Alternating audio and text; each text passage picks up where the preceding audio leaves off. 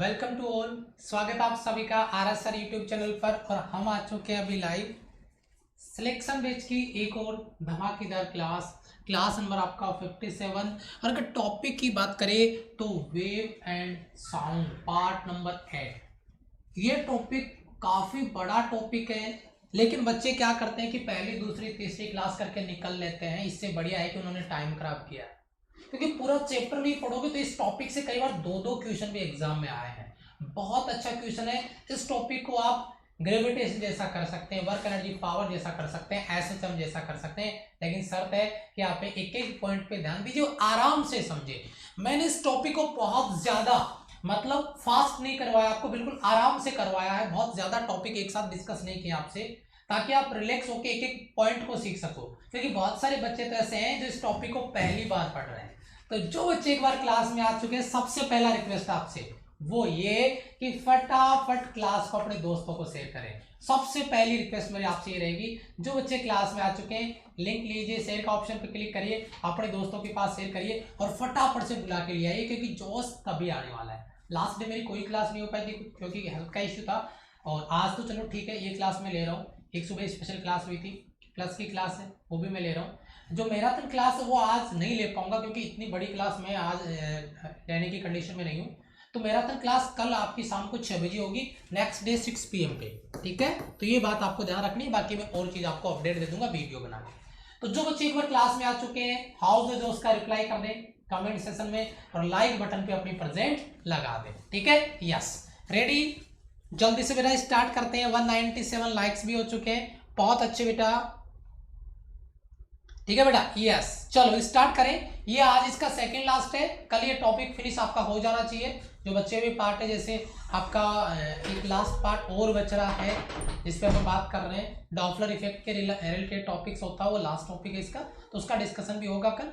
और कुछ क्वेश्चंस कुछ पॉइंट्स आपके ऑर्गन पाइप्स के जो ऑर्गन पाइप वाले कॉन्सेप्ट है वो डिस्कस होंगे। तो चलिए स्टार्ट करते हैं। जो पहले का कोई भी टॉपिक आपने मिस किया है तो उसको कंप्लीट देख लीजिएगा, कंप्लीट तैयार कर लीजिएगा।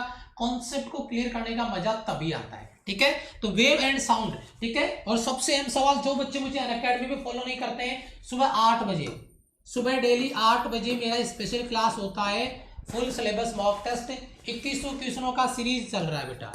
मैंने स्टार्ट किया था, आपको बताया होगा, पता होगा। 2100 क्वेश्चनों का जो सीरीज अपने स्टार्ट किया है ना, उसका शायद 7 या 8 पार्ट हो चुके हैं कंप्लीट। तो जो बच्चों ने मुझे अनअकैडमी में फॉलो नहीं किया, डिस्क्रिप्शन में लिंक दिया हुआ है, फॉलो करें और वो क्लास जरूर से अटेंड करें।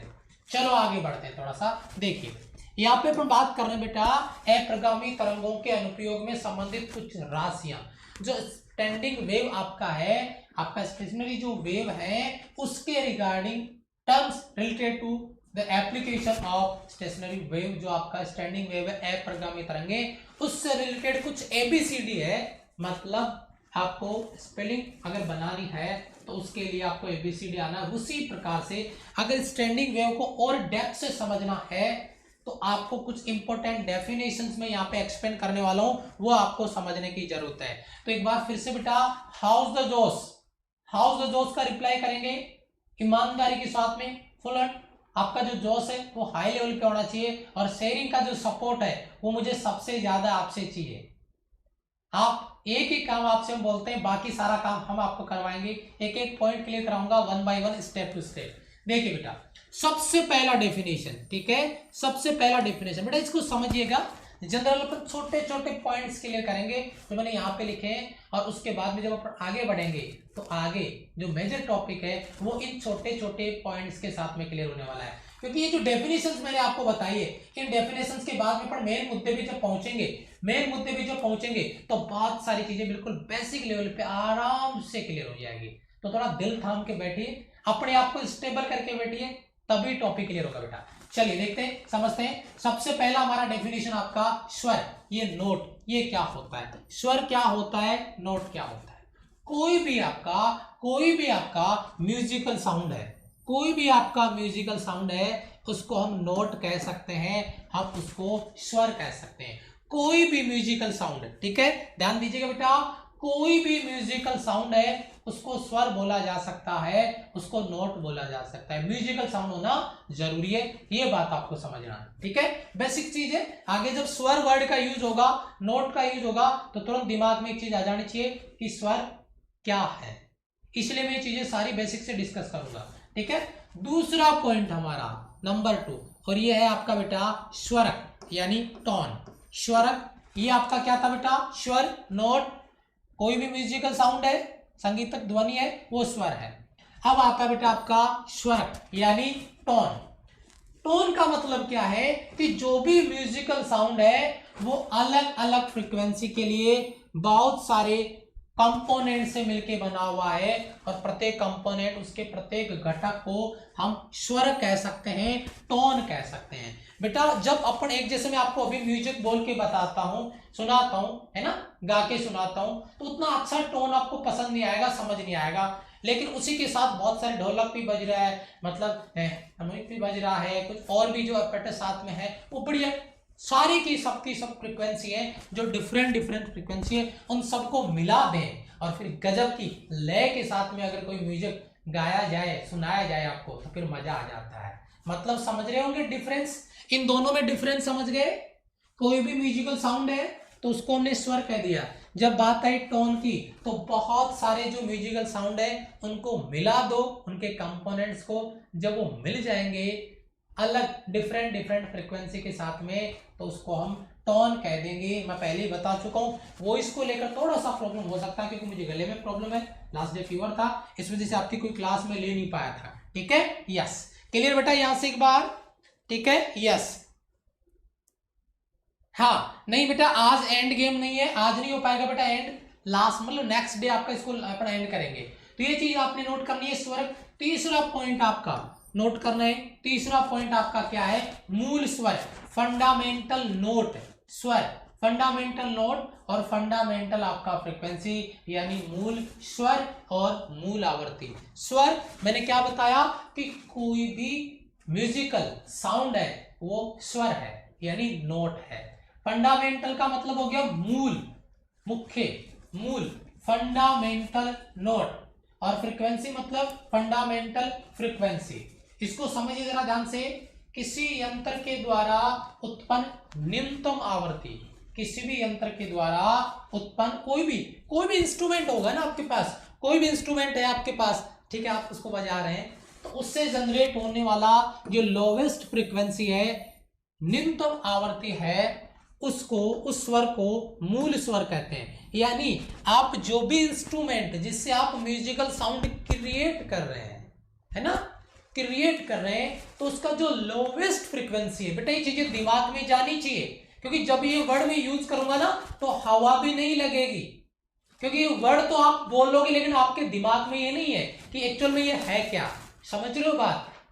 अगर आपको कोई वर्ड बोला जाए, जैसे मैं साइक्लोट्रॉन बोलूं, तो साइक्लोट्रॉन का इमेज आपके दिमाग में आ जाए, इलेक्ट्रिक फील्ड है, मैग्नेटिक फील्ड है, इलेक्ट्रिक फील्ड लगातार एनर्जी देता है, मैग्नेटिक फील्ड सर्कुलर मोशन करवाता है, वो सारी चीजें दिमाग में आ जाती है। अगर आपको साइक्लोट्रॉन के बारे में पता नहीं है तो कुछ भी पता नहीं चलेगा। यही चीज मैं आपको समझाने की कोशिश कर रहा हूँ कि एक एक पॉइंट पे ध्यान दो, जब इनका यूज आगे होगा तो आपको पता चलेगा कि क्या पूछ रहा है, नहीं तो ना तो कॉन्सेप्ट समझ में आएगा ना क्वेश्चन समझ में आएगा। एक एक बच्चे इस बात पे ध्यान दीजिएगा बेटा, ठीक है। यस सर, देखो क्या कि फंडामेंटल नोट और फंडामेंटल आपका फ्रीक्वेंसी, तो ये क्या कह रहे हैं कि कोई भी आपका म्यूजिकल इंस्ट्रूमेंट है, आपका कोई भी यंत्र है, उसकी जो लोवेस्ट फ्रीक्वेंसी है, निम्नतम आवृत्ति, जो लोवेस्ट फ्रीक्वेंसी है, उस लोवेस्ट फ्रीक्वेंसी का जो टोन है, जो स्वर है, उसी को फंडामेंटल आपका जो नोट है उसी को फंडामेंटल नोट कहते हैं, यानी फंडामेंटल नोट मतलब मूल स्वर कहलाता है।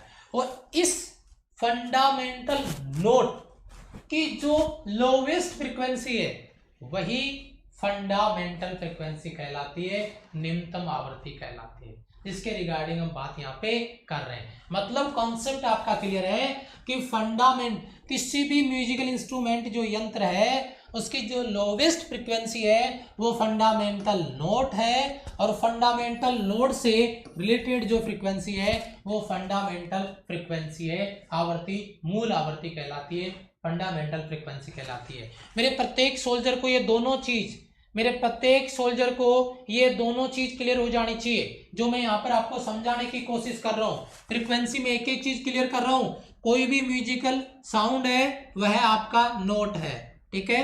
अगर स्वर की बात करें, टोन की बात करें, तो जितने भी म्यूजिकल साउंड है उनकी जो फ्रीक्वेंसी के डिफरेंट डिफरेंट कंपोनेंट है, अगर उन सबको मिला दिया जाए तो वह आपका टोन बन जाता है, वह आपका स्वर बन जाता है, कहलाता है। फिर मैंने बताया फंडामेंटल नोट और फंडामेंटल फ्रीक्वेंसी।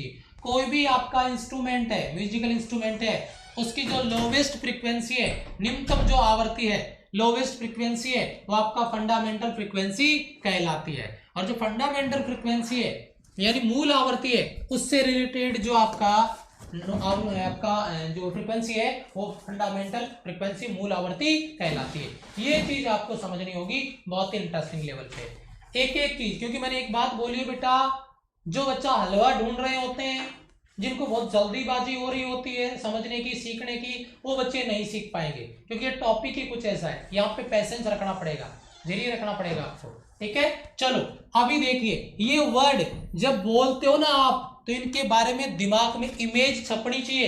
ये तो पता ही नहीं चलता है ये हार्मोनिक्स क्या है, सन्नादि क्या है। फिर बच्चे ये कमेंट करते हैं कि सन्नादि क्या है, हार्मोनिक्स क्या है। तो इन चीजों को समझना पड़ेगा। आप इनसे मुंह छिपा के भाग नहीं सकते, बच के निकल नहीं सकते। इस बात को समझिए आप, ध्यान दीजिए।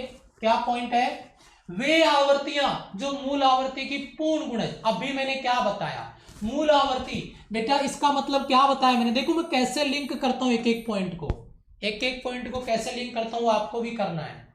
जो फंडामेंटल आपकी फ्रीक्वेंसी थी और फंडामेंटल नोट, किसी भी यंत्र, जो मैकेनिकल इंस्ट्रूमेंट था, जो यंत्र था, उस यंत्र की जो लोवेस्ट फ्रीक्वेंसी थी, वो लोवेस्ट फ्रीक्वेंसी फंडामेंटल टोन, जो टोन से रिलेटेड था वो फंडामेंटल टोन था। और फंडामेंटल टोन यानी मूल स्वर, उससे रिलेटेड जो आवृत्ति थी वो फंडामेंटल फ्रीक्वेंसी यानी मूल आवृत्ति। ये डेफिनेशन मैंने अभी बताई आपको, ये डेफिनेशन मैंने अभी बताई है, मैं फिर रिपीट किया मैंने, आप समझिए।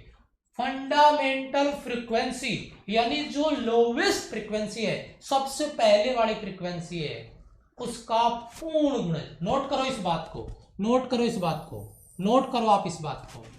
मतलब इस बात से ये चीज निकल के आ रही है कि जो आपका फ्रीक्वेंसी है, फंडामेंटल फ्रीक्वेंसी है, उसका पूर्ण गुणज 2, 5, 10, 50 जो भी अपन यहां पे ले रहे हैं, वो जो पूर्ण गुणज है वही आपका हार्मोनिक्स कहलाता है, यानी सन्नादि कहलाता है। अभी नहीं समझ में आया, अब आएगा, जो इस बात को समझिएगा, ठीक है। उसको हार्मोनिक्स कहते हैं। एग्जांपल लीजिए, क्या, जैसे मान लीजिए फंडामेंटल फ्रीक्वेंसी हमारा एन है।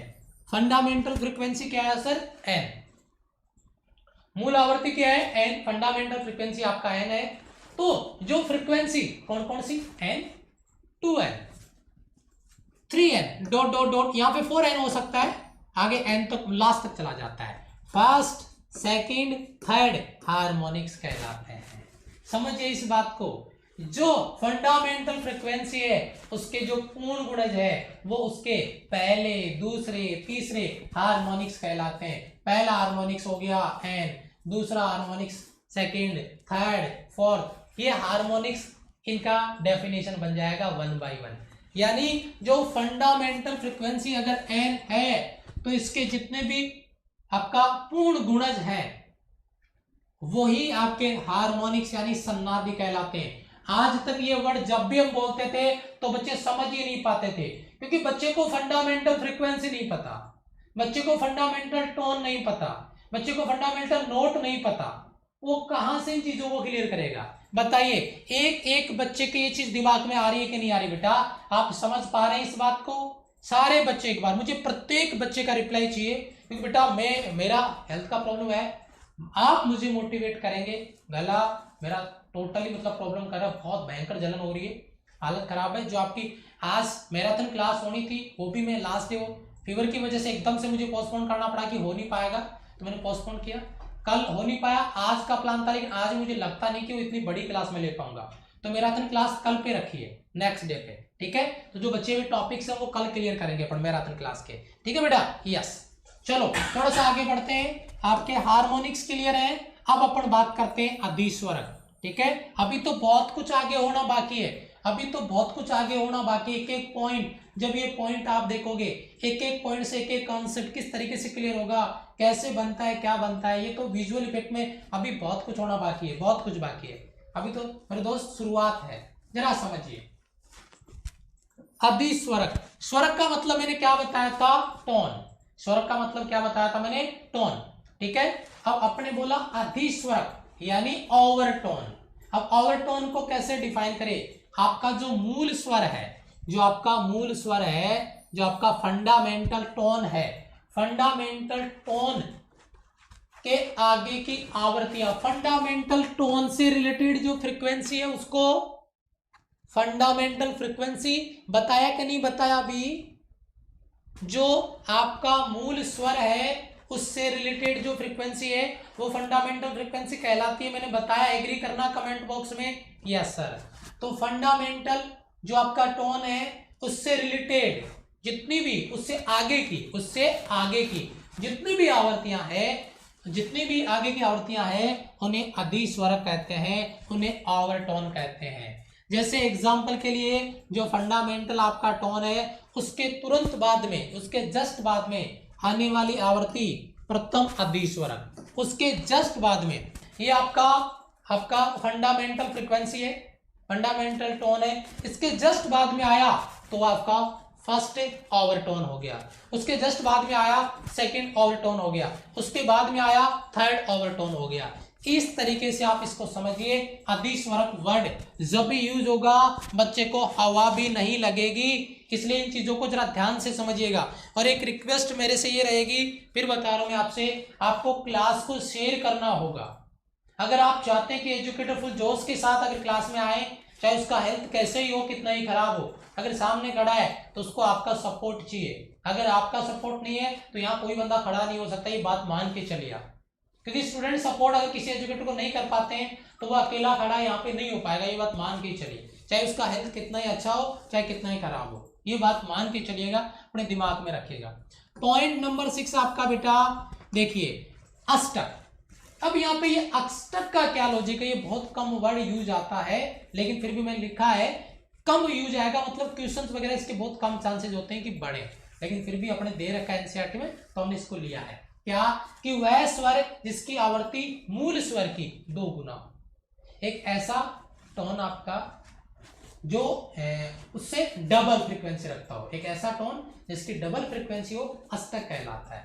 मतलब एक ऐसा टोन जिसकी फ्रीक्वेंसी आपके जो फंडामेंटल टोन है उसका 2 गुना है तो हम उसे अष्टक कह सकते हैं, अष्टक कहलाता है। मतलब एग्जांपल के लिए मान लो आपको N2 निकालना है, ठीक है, जो मूल स्वर है उसका कितना गुना, 2 गुना, तो मूल क्या होगा बेटा N1, N1 का 2 गुना, मतलब N2 N1 का कितना है, एक अष्टक अधिक है भाई। N2 जो है वो N1 से कितना गुना है, 2 गुना। तो ये क्या बोल रहा है कि N2 N1 से एक अष्टक ज्यादा है, अच्छी बात है, और N1 N2 से एक अष्टक कम है। अगर इसको अपन समझना चाहे, अष्टक का मतलब क्या है, जो फंडामेंटल टोन है उसका 2 गुना, वही अष्टक है। बेसिक चीज है, इसको समझिए थोड़ा सा। एक एग्जांपल मैंने इधर और लिया है, उससे भी समझ में आ जाएगा। ये क्या लिखा है मैंने ये लिखा है N2 बराबर N1 की पावर N1 इंटू 2 की पावर 3। 2 की पावर 3 का मतलब कितना समझ रहे हो आप, 2 की पावर 3 का मतलब हो गया 8N1, ये N2 बराबर 8N1, इसका मतलब समझ रहे हो आप। यहाँ पे N2 N1 से 3 अष्टक ज्यादा है, क्योंकि मैंने इसको क्या लिखना है, 8 को कितने टुकड़े करने हैं, 2, 2N1 into 2N1 into 2N1। अब आप कहोगे सर इसको N1 N2 N1 N2 N1 3 बार आपने मल्टीप्लाई कर दिया तो N1 क्यूब क्यों नहीं हुआ भाई। आप अगर इतना आपको कंफ्यूजन हो रहा है तो भी इसके 3 हिस्से कर लो, ऐसे हिस्से कर लो और N को एक बार मल्टीप्लाई कर दो, लेकिन ये इसके साथ काउंट होगा, एक पहला अष्टक, ये 2 गुना दूसरा अष्टक, और ये इससे गुना होगा तीसरा अष्टक। तो जो पावर है ना, इतना समझ लो आप, तो सीधी सीधी बात एक ही में कर लेता हूं कि जो पावर है इसको आप ओवरटोन काउंट कर लो, सॉरी अष्टक काउंट कर लो, जो यहाँ पर 3 के रूप में दिखाई दे रहा है।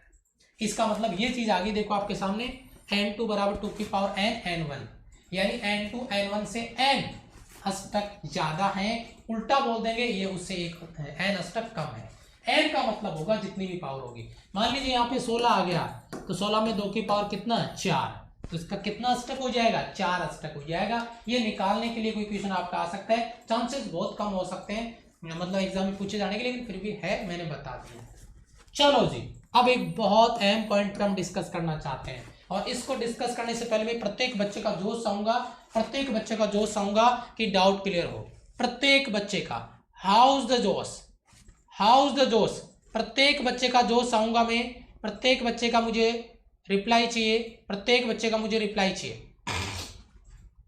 बहुत बढ़िया, शाबाश बेटा। लेट हो गए तो समझ में आने में आपको दिक्कत होगा थोड़ा सा, ठीक है। इसको जरा ध्यान से समझिएगा, डोरी में अप्रगामी तरंग, standing wave on a string, एक बहुत अहम मुद्दे पे हम बात करने वाले हैं। ये जो मुद्दा हम लेके आ रहे हैं इससे रिलेटेड बहुत गजब के कॉन्सेप्ट आगे आने वाले हैं। तो एक बार बेटा पूरा फोकस एक बार स्क्रीन पे करेंगे, मेरे सारे सोल्जर एक बार पूरा फोकस स्क्रीन पे करेंगे। सर बहुत आई सर, बेटा फोकस करिएगा, कमेंट पे नहीं क्लास पे फोकस करिएगा, ठीक है। थोड़ा सा वॉइस का प्रॉब्लम है, शायद वो आपको देखने को मिले, लेकिन थोड़ा समझिएगा, ध्यान दीजिएगा। डोरी में अप्रगामी तरंग, standing wave on a string, ठीक है।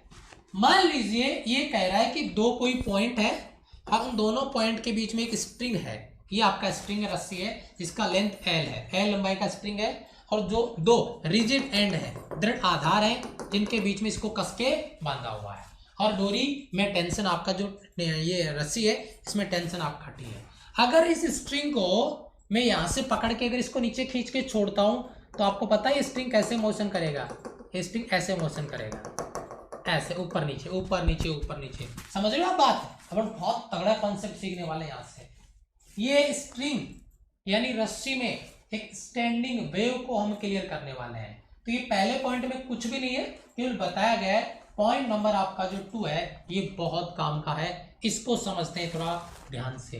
पॉइंट नंबर 2 आपका क्या है, इसको जरा ध्यान से समझने की कोशिश करिएगा, गजब का कॉन्सेप्ट बनने वाला आपका, ध्यान दीजिए।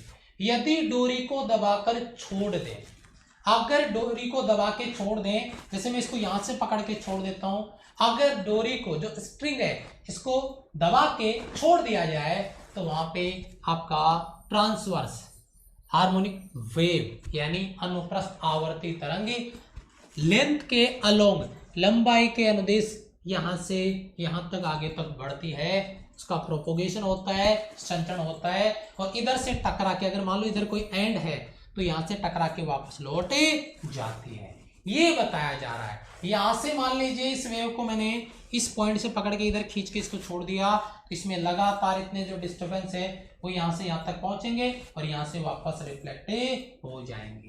तो ये बेटा standing wave in a string, एक रस्सी में स्टैंडिंग वेव की बात अपन यहाँ पे कर रहे हैं, ठीक है। यस बेटा, क्लियर है? जय हिंद, बहुत बढ़िया, जय हिंद, नमस्ते बेटा। यहाँ पे standing wave in a string, एक सिरे से कंप्रेस करके छोड़ेंगे तो लगातार इस प्रकार से ये वेव गति करती हुई आगे की तरफ बढ़ जाएगी। ये कॉन्सेप्ट आपको पता होना चाहिए। तीसरा पॉइंट, एक बहुत अहम बिंदु पे डिस्कस करने जा रहे हैं, एक बहुत इंपॉर्टेंट पॉइंट पे डिस्कस करने जा रहे हैं बेटा, ध्यान दीजिएगा इस पॉइंट पे। और एक बात बताना चाहूंगा बेटा, जब तक टिक कर स्टडी नहीं करोगे, बैठ के स्टडी नहीं करोगे, रुक के स्टडी नहीं करोगे, इधर उधर मुंह मारते रहोगे, क्लास में 2 मिनट के लिए आना, 5 मिनट के लिए जाना, वापस आना, कभी सीख नहीं पाओगे। जिस दिन आपको सीखना होगा बेटा फुल डेडिकेशन के साथ, टीचर के साथ मिलके मेहनत करना होगा, तब सीख पाओगे। ये बात नोट करके रखना अपने दिमाग में, इस चीज को परमानेंट कर लेना ये बात, ठीक है। यस, ध्यान दीजिए, आपतित और परावर्तित तरंगें बेटा, एक इंसिडेंट वेव है, ये आने वाली तरंग है, और मान लीजिए ये रिफ्लेक्ट होके वापस लौट रही है। ये मान लो आपका इंसिडेंट वेव है, आने वाली वेव है, और ये रिफ्लेक्ट होके वापस जा रही है, इधर से वापस आ रही है। ये क्या कह रहा है?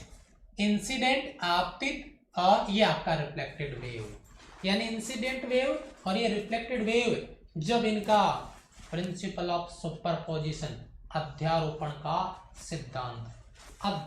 का सिद्धांत, यानी अगर वो अध्यारोपित होती है तो अध्यारोपण का सिद्धांत होकर परावर्तित होकर आरोपित होकर डोरी में एक, ध्यान देना बेटा, ध्यान देना इस बात पे, ट्रांसवर्स अनुप्रस्थ अप्रगामी तरंग, transverse standing wave, transverse standing wave अनुप्रस्थ अप्रगामी तरंग का निर्माण करती है। मैं बताऊंगा, अभी समझिए। ये वेव आ रही है बेटा, ये रिफ्लेक्ट होके वापस आ रही है। ध्यान दीजिएगा, एक बार मैं इसको रोकना चाहूंगा कहीं ना कहीं, मैं इसको रोकना चाहूंगा कहीं ना कहीं। जरा देखते हैं, नहीं रुका, चलो अभी देख लेते हैं एक बार। अब रुकेगा, अब कहाँ पे जाएगा, अब देख लेते हैं। बेटा ये थोड़ा सा जल्दी रुक गया। अगर ये वेव यहाँ पे रुकती तो बेटा आपने नोटिस किया, इसका एम्पलीट्यूड मैक्सिमम, इसका एम्पलीट्यूड मैक्सिमम दोनों मिल गए। यहाँ पे आपका कंस्ट्रक्टिव इंटरफेरेंस यानी संपोषी हो गया, यहाँ पे मैक्सिमम आ गया, आपका एम्पलीट्यूड अधिकतम आ गया। एक बिंदु ऐसा आएगा जहाँ पे दोनों एक दूसरे के अपोजिट फेज में होगी, यहाँ पे जीरो हो गया, यहाँ पे जीरो हो गया, यहाँ पे इस पॉइंट पे जीरो हो गया, इस तरीके से। तो मैं कहना क्या चाह रहा हूँ, मैं कहना ये चाह रहा हूँ कि एक जगह एक इस तरह, देखिए बेटा, जैसे ये कंडीशन यहाँ पे, ये कंडीशन यहाँ पे, ये कंडीशन यहाँ पे, देखना जहाँ पे ये दोनों लाइन है, देखना ये दोनों लाइन, ये दोनों लाइन, ये दोनों लाइन, और जहाँ पे ये देखो ये आपका मैक्सिमम, ये मैक्सिमम, देखना बेटा गौर से, थोड़ा मुश्किल है देखना, लेकिन आप एक बार फोकस करके देखो। जहाँ पे ये दोनों लाइन ऊपर की तरफ मिलती है, यहाँ पे और यहाँ पे, देखना, और जहाँ पे पास पास मिलती है, देखो यहाँ पे मिली, देखना इस गोले में, ये देखो, और इधर कहाँ पे मिली, यहाँ पे मिली, यहाँ पे मिली इधर, ठीक है, यहाँ पे मिली, देखा आपने, ये इस गोले में, ये देखिए यहाँ पे मिनिमम हो जाएगा। तो इस तरीके से ये संपोषी और विनाशी व्यतिकरण आपको देखने को मिलता है, वेव का अध्यारोपित होती है, और ये इंसिडेंट वेव है, ये रिफ्लेक्ट होके लौटने वाली वेव है, और यहाँ पे आपका एक बनता है ट्रांसवर्स लॉन्ग, आपका ट्रांसवर्स स्टैंडिंग वेव अनुप्रस्थ अप्रगामी तरंग का निर्माण होता है। बहुत तगड़ा सवाल है। इंसिडेंट वेव और रिफ्लेक्टेड वेव का जब सुपर पोजिशन होता है, अध्यारोपण होता है, तो उससे क्या बनता है, याद रखिएगा, ट्रांसवर्स स्टैंडिंग वेव अप्रगामी, आपका अनुप्रस्थ अप्रगामी तरंग का निर्माण होगा। प्रत्येक बच्चे का क्लियर है बेटा? एक बार हाउस द जोश का रिप्लाई मिल जाए मुझे लाइक बटन पे, हाउस द जोश का रिप्लाई मिल जाए मुझे लाइक बटन पे। ध्यान दीजिएगा बेटा, इस पॉइंट को फोकस करिएगा। पॉइंट नंबर 4, इसमें मैंने बता दिया कैसे तरंग बन रही है। ये पार्टिकल इसका ये मिनिमम पे है और ये मैक्सिमम पे आपका मोशन कर रहा है, ये मैं चीज आपको बता चुका हूं। आप देखिए पॉइंट नंबर 4, इसको क्या समझना है, एक बहुत इंटरेस्टिंग पॉइंट मैं बताता हूं। क्या कि जो रिजिड एंड होते हैं, जो दृढ़ आधार होते हैं, जहां पे हमने रस्सी को बांध के रखा हुआ है, ये आपका रिजिड एंड है जहां पे हमने रस्सी को बांध के रखा हुआ है, ये आपका रिजिड एंड है जहां पर हमने रस्सी को बांध के रखा हुआ है, रिजिड एंड रस्सी को बांध के रखा हुआ है, ठीक है। उस पर ऑलवेज वहां पे आपका नोड बनता है, निष्पंद बनता है। याद रखिएगा, जहां पे रस्सी बंधी हुई है उस पे हमेशा नोड बनेगा, बीच में हमेशा एंटी नोड बनेगा। मैं ए लिख देता हूं, उसके बाद में फिर से नोड बनेगा, फिर आपका एंटी नोड बनेगा इधर से, फिर नोड बनेगा, उसके बाद में फिर से एंटी नोड और फिर आपका नोड। ये बात नोट करके रखना, एग्जाम में सवाल आ सकता है। रिजिड एंड पे, दृढ़ सिरे पे, जहां पे रस्सी को हमने बांध के रखा हुआ है, वहां पे क्या बनता है, नोड, उसके बाद में एंटी नोड, उसके बाद में नोड। और एक और अहम सवाल, दो लगातार अगर नोड आते हैं तो उनके बीच में एक एंटी नोड बनता है, उनके बीच में क्या बनता है बेटा, एंटी नोड बनता है। ये चीज आप इसको समझ सकते हैं। ये आपका नोड और ये नोड, तो इसके बीच में एंटी नोड, ये नोड है, ये नोड है, इसके बीच में एंटी नोड। इस तरीके से इस बात को थोड़ा सा आपको समझने की जरूरत है।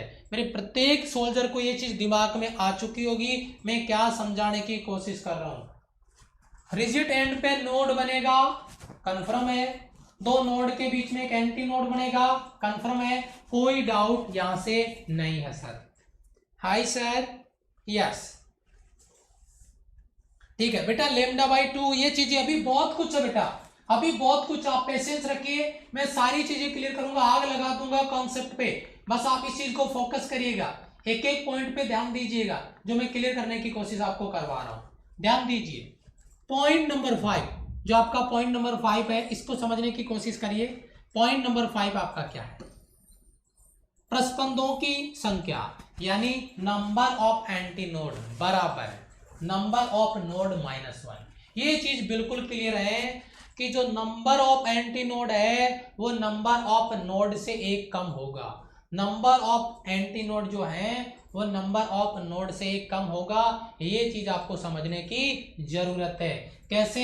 मान लीजिए इसमें ये आपका रिजिड एंड है, नोड बनता है, इधर एंटी नोड बनता है, इधर आपका नोड बनता है, इधर एंटी नोड बनता है, इधर नोड बनता है, इधर एंटी नोड बनता है, इधर नोड बनता है। जरा चेक करके देखिए, एक एंटी नोड 1 2 3 4 नोड कितने? 4। एंटी नोड कितने बने? 1 2 और 3। हमेशा उससे कम बढ़ेगा। यानी नोड में से नंबर ऑफ नोड में से एक माइनस करो तो नंबर ऑफ एंटी नोड आ जाएगा। ये बात याद रखिएगा, बहुत तगड़ा कॉन्सेप्ट का सवाल बनेगा। रट्टा मारने की जरूरत नहीं है उस सवाल को रटना नहीं है, उस सवाल को फोकस करके रखना है। उस सवाल को रटने से काम नहीं चलेगा। और ये वेव एंड साउंड है बेटा, यूनिट एंड डायमेंशन नहीं है कि कोई भी मुंह उठा के क्लास में आ जाए, कहीं पर भी आकर बैठ जाए और उसको समझ में आ जाए। अगर आप इस क्लास को पहली क्लास से फॉलो कर रहे हैं तो ये आपको पता चल रहा होगा कि क्लास में क्या हो रहा है। नहीं तो इस तरीके से बाउंस आ रहा होगा, आपको लगता होगा कि मैं नैनो सेकंड में क्लास से निकल जाऊं, लेकिन कब तक भागते रहोगे? एक दिन तो चैप्टर पढ़ना ही पड़ेगा बेटा। जब तक नहीं पढ़ोगे तब तक भागते ही रहोगे इन टॉपिक से। ठीक है, चलो पॉइंट नंबर 6 पे आते हैं। पॉइंट नंबर 6 क्या था? पॉइंट नंबर 6 है तरंग की चाल। तरंग की चाल यानी आपतित और परावर्तित तरंग इस एक सेकेंड,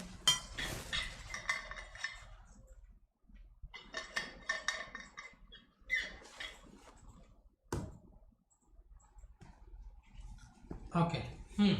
हाँ, तो बेटा आपतित इंसिडेंट और रिफ्लेक्टेड जो वेव है उसके लिए हम एक वेलोसिटी का formula, velocity of wave v equal to √t/m। वैसे ये फॉर्मूला पीछे भी आ चुका है, लेकिन ध्यान दें √t/m में m क्या है? तार की m क्या है? आपका तार की इकाई लंबाई। m क्या है? तार की इकाई लंबाई पे मास है, यूनिट लेंथ पे मास ऑफ वायर, यानी mass per unit length of the wire. ये स्मॉल m जो यहाँ पर आपको दिया गया है, याद रखिएगा। बाकी न्यूमेरिकल इससे नहीं बनते ज्यादा, जितना आप समझ रहे हो। जो एक रिलेशन मैंने पीछे करवाया था वे डायरेक्ट प्रपोजल √t, इसी के यहाँ पर भी बनता है ये, लेकिन एक ही जगह पढ़ लोगे उसको तो आई थिंक बेस्ट रहेगा। वहीं से ज्यादा न्यूमेरिकल बनते हैं, अनुपात वाला क्वेश्चन बनता है और बहुत ज्यादा बनता है, बहुत ज्यादा। ठीक है, चलो अब अपन बहुत अहम पॉइंट पे बात करने वाले हैं। पॉइंट नंबर 7 में कंपन की मूल विधा, fundamental mode of vibration. Fundamental mode of vibration, ठीक है, yes, fundamental mode of vibration. बहुत अच्छे बेटा, फंडामेंटल मोड ऑफ वाइब्रेशन, ठीक है, yes, fundamental mode of vibration, fundamental mode of vibration जिसकी बात अपन यहां पे कर रहे हैं। ठीक है, फंडामेंटल मोड ऑफ वाइब्रेशन क्या है समझिए जरा ध्यान से बेटा। फंडामेंटल शब्द हमने यूज किया है यानी कंपन की मूल विधा, और उसमें सबसे पहला पॉइंट जो मैं ले रहा हूं यहां पे वो क्या है? सबसे पहला पॉइंट, एक बार इससे बात करने से पहले मैं इधर समझ लेता हूं बेटा। मैंने एक रिजिड एंड, एक दृढ़ सिरा है और उससे यहाँ पे एक स्प्रिंग को बांध दिया है। ये दूसरा आपका रिजिड एंड है, दृढ़ आधार है, और यहाँ पे स्ट्रिंग को बांध दिया है ना। और इस स्ट्रिंग का जो लंबाई है वो L लंबाई है। इसको पॉइंट A से पकड़ के मैंने खींचा और छोड़ दिया, तो ये स्ट्रिंग ऊपर नीचे गति कर रहा है। लेकिन जो नोट करने वाली बात थी, सबसे पहला पॉइंट वो कि इसमें कितने लूप बन रहे हैं। आप डायग्राम देख के मुझे बता सकते हैं कि इसमें कितने लूप बन रहे हैं इन दोनों सिरों के बीच में। सबसे पहले मैंने ऊपर वही नोट किया है, नंबर ऑफ लूप। ठीक है, नंबर ऑफ लूप कितने हैं वो आपको मिलेगा 1। इस मैं अलग अलग बात करूंगा, नंबर ऑफ लूप में मैं अलग अलग बात करूंगा, एक एक पॉइंट पे डिस्कस करूंगा, लेकिन थोड़ा पेशेंस रखिए किसमें क्या होता है। और यहाँ पे जो बच्चा समझेगा वो इन सवालों को सॉल्व कर पाएगा। ये डायरेक्ट क्वेश्चन बनता है और आपने प्रैक्टिस भी किया कई बार, लेकिन आपको पता ही नहीं है कि वो सवाल यहाँ से आया था, क्योंकि ये सवाल पहले, ये कंसेप्ट आपको पहले आता ही नहीं था। आज आप समझिए सीखिए, डायरेक्ट सवाल को फोड़ देंगे, डायरेक्ट फोड़ देंगे। ठीक है, जरा ध्यान दीजिएगा। क्या कॉन्सेप्ट है? लूपों की संख्या, नंबर ऑफ लूप एक लूप बनेगा, ये देखिए केवल एक लूप। ठीक है, बराबर 0 लिए है और इसकी टोटल लेंथ l है, तो मैंने इसको यहाँ पर x बराबर l लिख दिया है। मतलब जो स्ट्रिंग है ना बेटा, इसकी टोटल लेंथ l है। मैं यहाँ पर भी नीचे लिख देता हूँ अगर आपको कंफ्यूजन रहता है। अच्छा, अब देखिए अहम सवाल जो मैं आपसे करने वाला हूँ, पॉइंट नंबर 2। अहम सवाल जो मैं आपसे करने वाला हूँ, पॉइंट नंबर 2। एक लूप आपको बनाना है, तो इस स्ट्रिंग को कहाँ से दबाया जाए, कहाँ से इसको कंप्रेस करके छोड़ा जाए, इसको दबा के छोड़ा जाए, जहां पे ये वेव आपका बनता हुआ नजर आए। तो वो जगह होगी बेटा l/2। l/2 डिस्टेंस पर, यानी बिल्कुल मिडिल से, बिल्कुल बीच से अगर इसको दबाया जाएगा किसी भी एक रिजिड एंड से, चाहे इधर से l/2 ले लो चाहे उधर से ले लो, l/2 डिस्टेंस पर अगर इसको दबा के छोड़ देंगे तो ये आपका एक लूप बनेगा, जिसमें 2 नोड होंगे, एक एंटी नोड होगा, इस तरीके का डायग्राम बनेगा। और सबसे अहम सवाल आग लगेगी वो यहाँ पे होगा, l बराबर टोटल लेंथ बराबर, जहां से अपन उसको दबा रहे कौन से हिस्से से, वो वेवलेंथ के रूप में डिफाइन होगा λ1/2। ये λ1/2, ये आपका λ1 बराबर 2l। ये बहुत अहम सवाल बनेगा।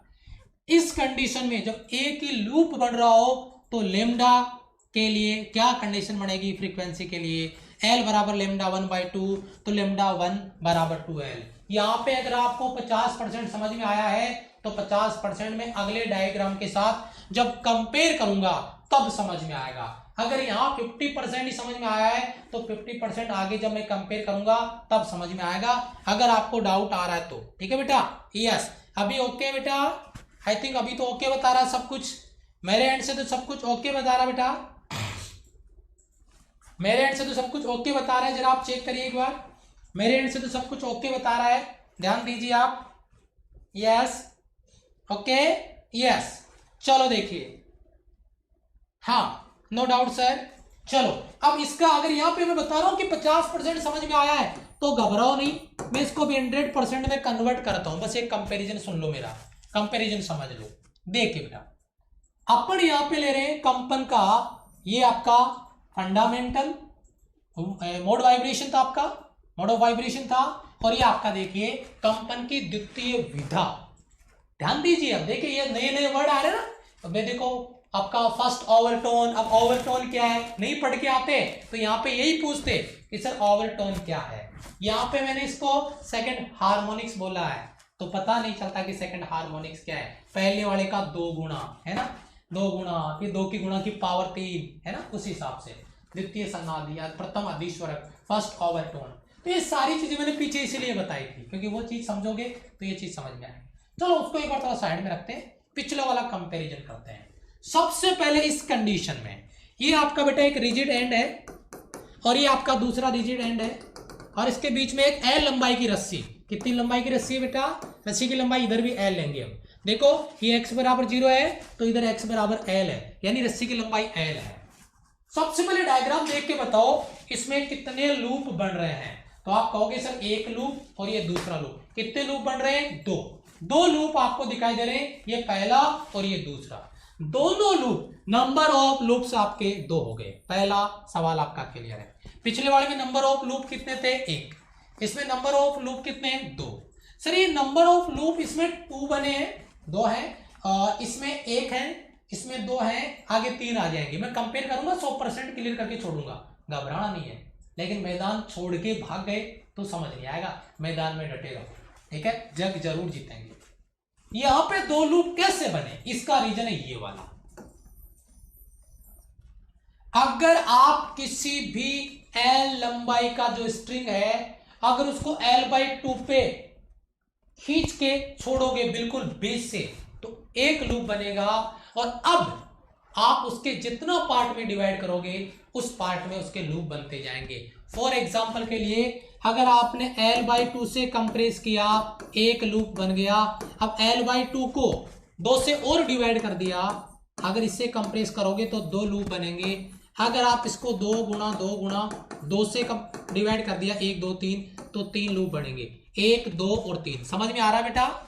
ये L/2 एक, L/4 से अगर कंप्रेस किया तो 2 लूप, L/8 से कंप्रेस किया, दबा के छोड़ा उसको तो 3 लूप बनेंगे। जरा समझिएगा, मैं समझाता हूं आपको बेटा।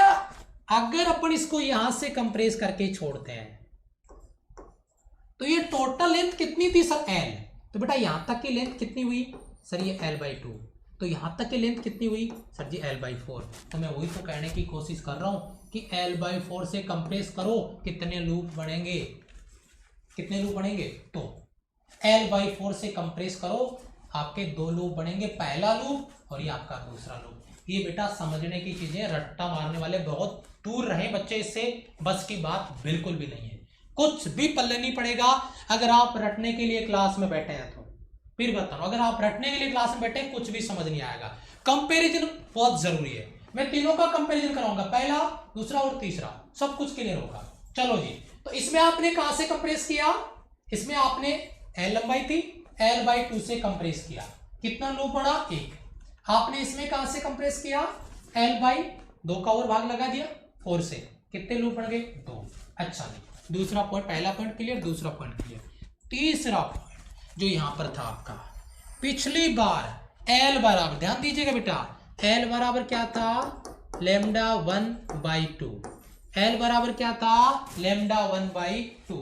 यहां पे आप देखिए, यहां पे L बराबर पूरा का पूरा वेवलेंथ आ गया, टोटल लंबाई आ गई।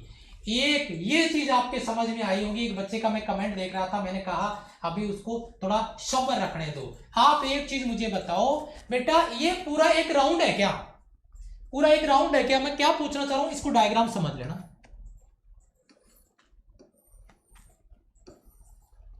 क्या ये पूरा राउंड है क्या? नहीं। ये यहां पे क्या है बेटा? नोड, और ये दूसरा क्या है? नोड। 2 नोड के बीच की दूरी कितनी होती है? समझना बेटा, मैं बहुत कुछ समझा दूंगा एक ही डायग्राम से। ये आपका नोड, ये आपका नोड और ये आपका नोड। 2 नोड के बीच की दूरी λ/2। नेक्स्ट वाले नोड के बीच की दूरी λ/2। λ/2 क्या हो गया? लैम्डा।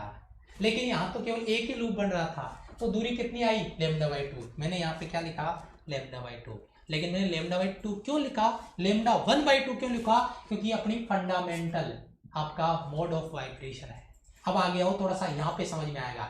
यहाँ पे देखो मैंने क्या लिखा है? L बराबर आपका λ2, क्योंकि मैंने यहाँ पे पूरा का पूरा एक कंप्लीट सर्कल कंप्लीट करवा दिया है। और एक कंप्लीट सर्कल में जो टोटल दूरी होती है वो दूरी आपकी लैम्डा होती है। लेकिन ये सेकंड में आया तो मैं इसको λ2 नाम दिया है। मेरे बच्चे इसको रटना बंद कर दिए होंगे तो फोड़ देंगे, क्योंकि अब मैं 3 लूप को लेकर आ रहा हूं आपके सामने, और वहां पे डाउट्स फर्राटेदार लेवल पे क्लियर हो जाने चाहिए, क्योंकि आगे कोई डाउट आपका नहीं बचेगा। आगे कोई आपका डाउट नहीं बचेगा। ठीक है? यस, ठीक है, यस। आगे चलिए बेटा, λ2 इसका वेवलेंथ है, लेकिन रिप्रेजेंट क्यों कर रहे हैं? ये आपका जो आपका fundamental second mode of vibration है। फंडामेंटल के बाद में सेकंड मोड, पहले फंडामेंटल मोड ऑफ वाइब्रेशन था, ये आपका सेकंड मोड ऑफ वाइब्रेशन है। ठीक है? इसलिए यानी कंपन की द्वितीय विधा है, ये कंपन की आपका मूल विधा थी, फंडामेंटल मोड ऑफ वाइब्रेशन था। अच्छा, अब यहाँ पे सारा क्लियर हो जाएगा। यहाँ पे समझिए जरा ध्यान से, मैं क्या समझाने की कोशिश कर रहा हूं। पहला पॉइंट, नंबर ऑफ लूप कितने बढ़ेंगे? 3 दिख रहे होंगे, 1 2 3। फिर क्या लिखा ऊपर देखिए, कंपन की तृतीय विधा, पहले में 1, दूसरे में 2 और तीसरे में कितने लूप बढ़ेंगे? 3। देख लीजिए, तो ये तो कुछ खास बेसिक बात आपकी क्लियर है। अब यहाँ पे देखिए, L बराबर कितने टुकड़े करने हैं? λ/2 λ/2 λ/2, तो कितना हो गया जोड़ने पे? λ आपका 6। तो यहाँ पे देखिए L/2 तो पहले था, पहले λ/2, यहाँ पे λ कितना हो गया? 3, λ/6। कहां से इसको कंप्रेस करेंगे बेटा? इसको कंप्रेस करेंगे, ये बेटा आपका λ/2 यहाँ पे, ये आपका इधर λ/2 और ये λ/2, तो यहाँ पे 3 λ/2 आ गया होगा। कंप्रेस कहां से करें इसको? दबाया कहां से जाए? L/6 से। बेटा ये देखो, यहां से टोटल लेंथ है ये वाली, यहां तक की टोटल लेंथ कितनी है बेटा? L। देखो x बराबर 0, x बराबर L। तो इसको कंप्रेस कहां से किया जाए? इसके 3 हिस्से बना दो, आपका L/2 L/2 L/2। तो अगर इसको टोटल करते हैं तो L/6 आपका हो जाता है। L/6 पे इसको कंप्रेस करेंगे और वो दूरी होगी ये वाली। इधर से ले लो चाहे इधर से ले लो, ठीक है। L/6 पे अगर इसको कंप्रेस किया जाएगा, दबा के छोड़ा जाएगा तो 3 लूप बनेंगे। और सबसे अहम सवाल बेटा, नोड और नोड के बीच की दूरी λ/2, नोड और नोड के बीच की दूरी λ/2, नोड और नोड के बीच की दूरी λ/2।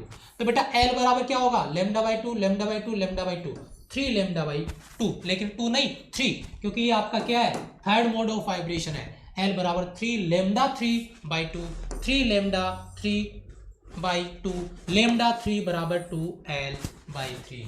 आपको यही सवाल पूछेंगे तृतीय आपका, मतलब थर्ड आपका normal mode of third normal mode of vibration, second mode of vibration आपका फंडामेंटल मोड ऑफ वाइब्रेशन। इसी तरीके के सवाल बनेंगे। इस मोड में वेवलेंथ कितना होगा, इस मोड में लेंथ कितना होगा, इस मोड में नंबर ऑफ लूप्स कितने होंगे, इस मोड में कहां से उसको कंप्रेस किया जाएगा, इस तरीके के सवाल बनेंगे। तो जरा एक बार फटाफट से, ठीक है बेटा, यस, λ/8 λ/6 अंकल, λ/6 ही होगा बेटा, ओ सॉरी L/6 ही होगा, L/6 ही होगा बेटा, L/8 नहीं, L होगा या 1/6, 1/6 या L/8, L/6 नहीं बेटा, L/6 ओके, L/6 होगा बेटा। इसमें L/6 अगर अगला आएगा तो फिर बेटा L/2 L/2 L/2 L/2 हो जाएगा L/8। उसमें L/8 में कितने लूप बढ़ जाएंगे, 1 2 3 4, उसमें 4 लूप बढ़ जाएंगे। इसमें कितने लूप है, 3 लूप है। बताओ, क्लियर है बेटा प्रत्येक बच्चे का, क्लियर है प्रत्येक बच्चे का। कल इस चैप्टर का एंड गेम कर देंगे, वेव एंड साउंड का, वेव एंड साउंड का कल एंड गेम कर देंगे। कल हमारा मैराथन क्लास भी रहेगा। वैसे क्लास आज होना चाहिए था, लेकिन इतना मेरा हेल्थ इतना ज्यादा ठीक नहीं है कि मैराथन जैसी क्लास बड़ी क्लास में ऑर्गेनाइज कर पाऊँ, ले पाऊँ, इसलिए वो क्लास कल रखा है। क्योंकि ज्यादा देर तक खड़े रहने में बहुत ज्यादा ऑलरेडी मुझे थकान है और हाथ पैर ना पहले से बहुत ज्यादा पेन कर रहे हैं। ओके ठीक है बेटा, थैंक यू सो मच। जो बच्चे नए क्लास में आए, एक बार लाइक बटन पे कंजूसी हो रही है, लास्ट में बोल रहा हूँ, लाइक बटन पे कंजूसी हो रही है, लाइक बटन कंप्रेस कर दें। और उसके बाद में क्या, जब क्लास से हो जाए तो कमेंट करके बता देना कैसे कॉन्सेप्ट आपने क्लियर किया है। Thank you so much, love you all, bye bye, जय हिंद। जस्ट बाद में इंग्लिश की क्लास है और उस क्लास में आपका प्रत्येक बच्चे का फुल ऑन फायर जोश दिखना चाहिए, जोश के साथ में क्लास में प्रत्येक बच्चे की एंट्री होनी चाहिए। तब तक के लिए सभी का थैंक यू, धन्यवाद। और एक चीज और बेटा, रेगुलर रूटीन से अगर फॉलो कर रहे हो आप तभी आपको बेनिफिट मिलेगा। देखते हैं आपका जोश किस लेवल पे होता है। चलो बाय बाय बेटा।